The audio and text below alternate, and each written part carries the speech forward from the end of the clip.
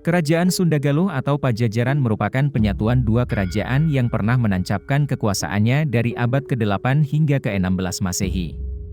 Sejarah berdirinya dua kerajaan di tanah Sunda, Jawa Barat, ini tidak terlepas dari naskah kuno Carita Parahyangan yang ditulis abad ke-16 M.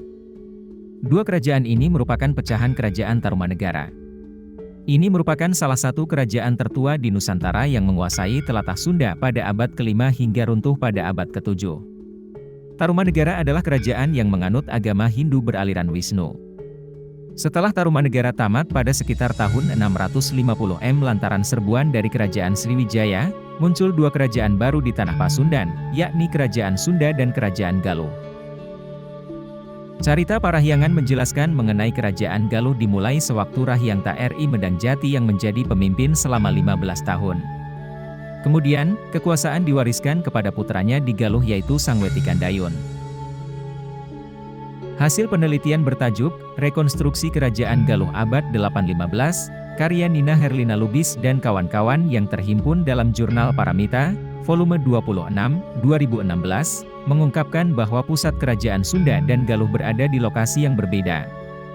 Kerajaan Sunda berpusat di Pakuan Pajajaran, Bogor sekarang, sedangkan kerajaan Galuh berpusat di Ciamis.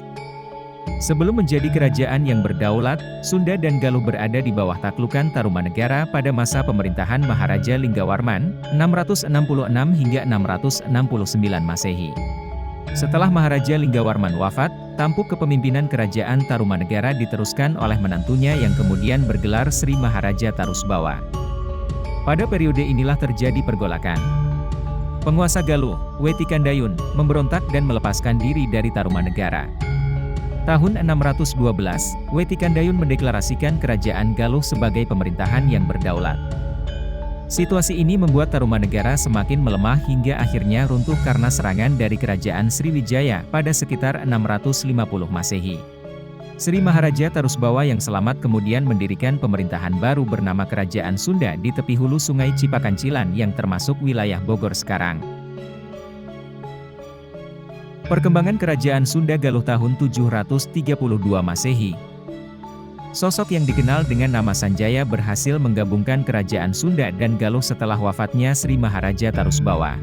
Sanjaya adalah cicit dari pendiri Kerajaan Galuh, Wetikandayun, yang juga suami dari putri Sri Maharaja Tarusbawa, pendiri Kerajaan Sunda. Sanjaya tampil sebagai pemersatu Sunda Galuh setelah Sri Maharaja Tarusbawa meninggal dunia. Selain itu, Sanjaya juga merupakan cucu dari Ratu Shima, 674 hingga 695 Masehi, pemimpin Kerajaan Kalingga yang berpusat di Jepara, Jawa bagian tengah. Maka, Sanjaya pun berhak memimpin Kalingga sepeninggal Ratu Shima. Sanjaya atau Prabu Harisdarma inilah yang nantinya mendirikan Kerajaan Mataram kuno sekaligus sebagai pendiri Wangsa Sanjaya. Lantaran harus bertahta di Kerajaan Kalingga, Sanjaya menyerahkan tampuk kekuasaan Sunda Galuh kepada putranya yang bernama Rakean Panaraban pada tahun 732 hingga 739 Masehi. Namun, di bawah pemerintahan Rakean Panaraban, Sunda Galuh kembali terpecah. Pada 739 Masehi, Panaraban membagi kekuasaan kepada kedua putranya, yaitu Sang Manarah yang berkuasa di Kerajaan Galuh dan Sang Bangga yang mendapatkan singgasana Kerajaan Sunda. Berabad-abad lamanya dua kerajaan bersaudara ini menjalani hidup masing-masing. Hingga akhirnya, pada 1482, Kerajaan Sunda dan Galuh bersatu kembali berkat terjadinya pernikahan Jayadewata dari Galuh dengan Ambedkasih dari Sunda. Sunda dan Galuh kembali bersatu di bawah pimpinan Jayadewata yang menyandang gelar Sri Baduga Maharaja pada tahun 1482 hingga 1521. Pada masa Sri Baduga Maharaja, Kerajaan Sunda dan Galuh dikenal dengan nama Kerajaan Pajajaran, Pakuan Pajajaran. Tahun 1579, Kerajaan Sunda Galuh atau Pakuan Pajajaran diserang Kesultanan Banten yang membuat imperium di telatah Pasundan ini harus mengakhiri riawat panjangnya. Demikianlah kisah YG dapat kami sampaikan, dan jangan lupa bantu kami untuk membangun channel ini, dengan klik tombol berlangganan di bawah video ini. Akhir kata admin pamit undur diri, dan sampai berjumpa di video berikutnya.